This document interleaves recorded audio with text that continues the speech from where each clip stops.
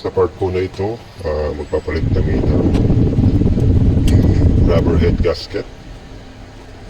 Ito po ay, unang proseso ay tinanggal po muna namin yung spark plug para maligisan.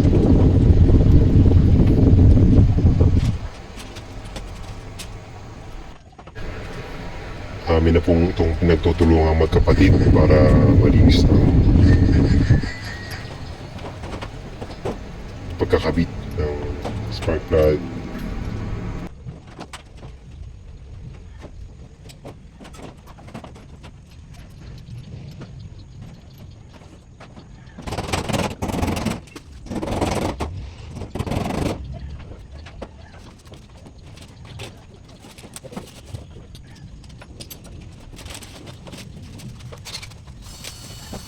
Sa part na po na ito, naisipan ko linisin ang mga spark plug sa pamamagitan ng wire brush electric para mas mabilis itong malinis.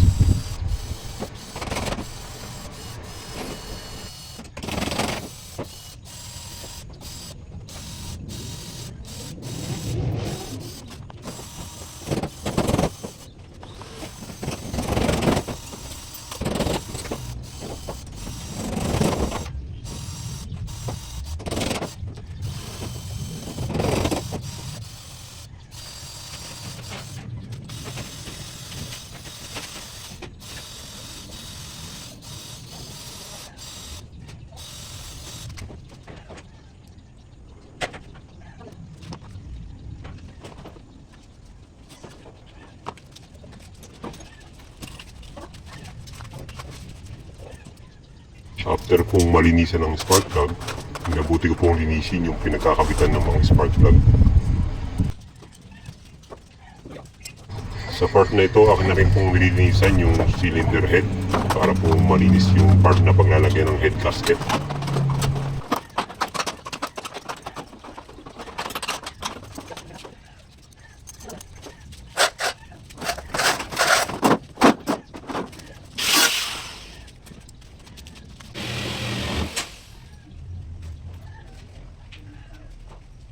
Sa part po na ito, akin ang binabalik yung malinis nating spark plug para unti-unti na nating makabit yung cover ng head gasket.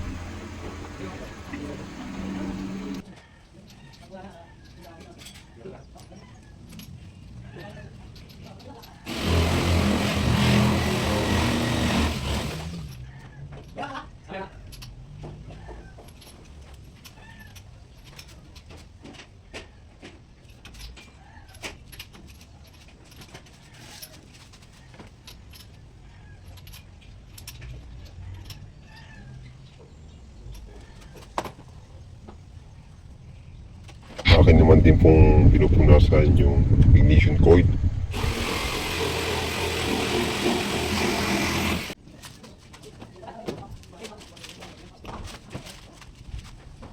Part po na ito, kinuha ko na yung gasket para may kumit na sa cylinder head.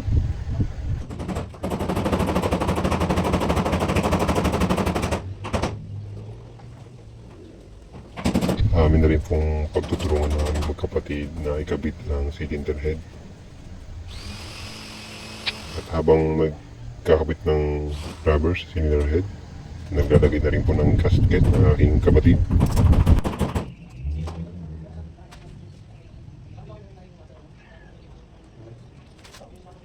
Sa part na ito ay ready na para ikabit yung cylinder head.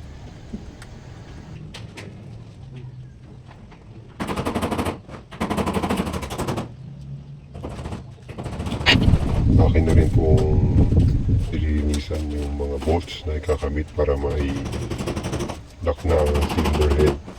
At naisipan ko rin pong kumuha ng wire brush para linisin yung mga bolt bago ikabit para mas malinis.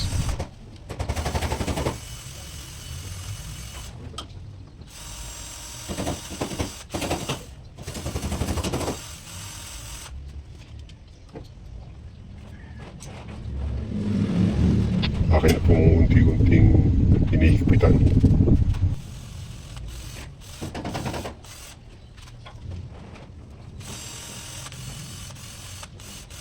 Ito nga aking utol ang siyang na-double check para nakabit lahat ng bolt na kailangan para maging kumpleto.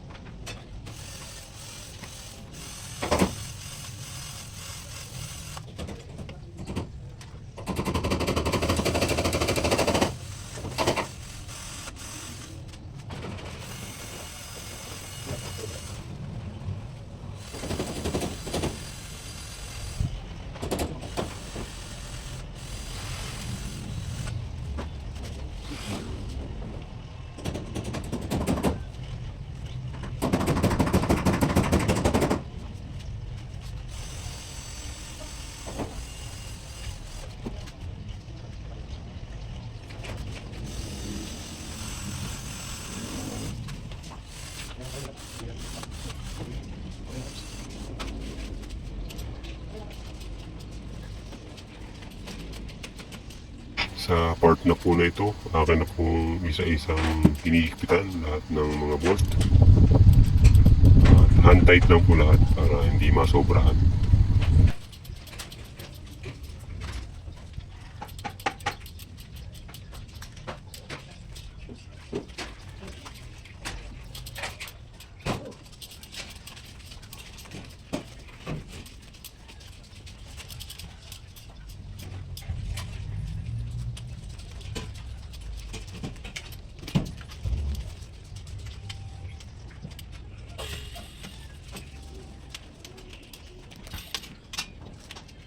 Make sure lang po na mahigpitan natin ng maayos at hindi marosted din yung mga pinagkakapitan. Akin na rin pong unti-unting nililinis ang mga part na para maging maayos ang ating pagkakapit.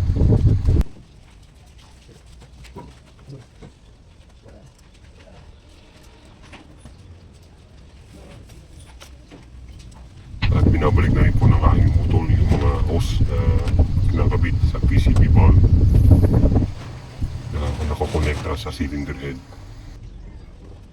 And din po palang kinabit yung sa ignition coil at kinakabit na po ng nilalagyan ko na rin po ng bolt.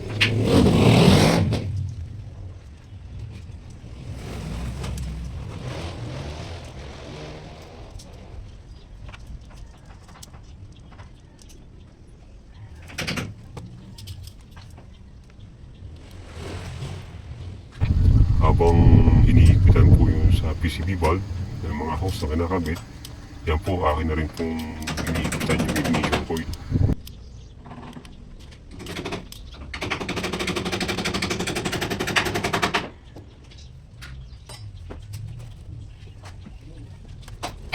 Double checking lang po, punas-punas kung nakakabit po ba lahat ng bolt, tapos kakabit na po yung cover ng cylinder head.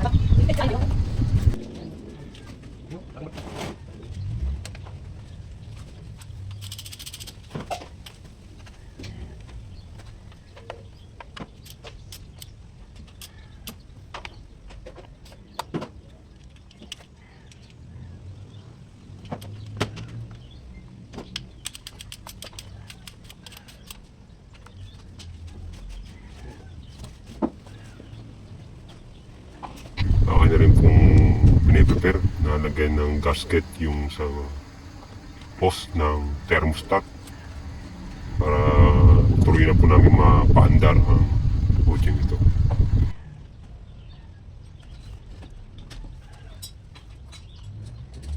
At po na ito, kinakabit ko na yung hose.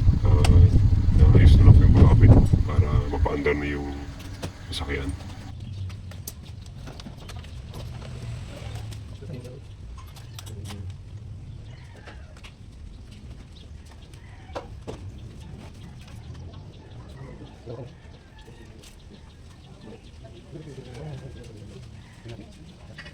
Ang ginawa nga po pala namin magkapatid ay nilinis yung cylinder head para palitan po ng gasket.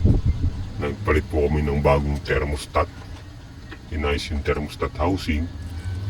At sa part po na ito, yan, maglalagay na po kami ng distilled water para tuluyan na natin mapaandar sa sasakyan.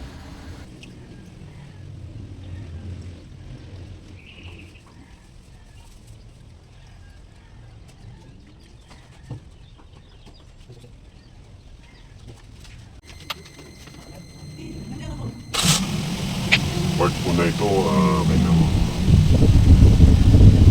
paanda rin ang sasakyan. I-start na. Yung sasakyan na ito ay medyo matagal din pinapandar pero one click pa din.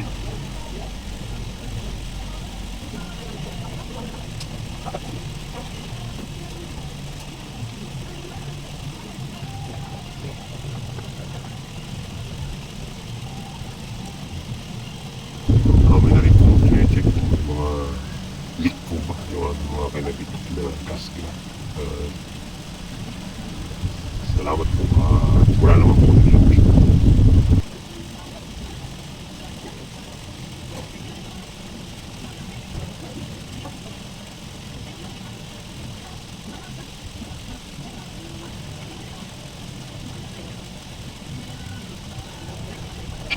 Salamat po sa pagsubaybay ng video ito. Pagpalain po kayo ng Panginoon. God bless po sa bawat isa.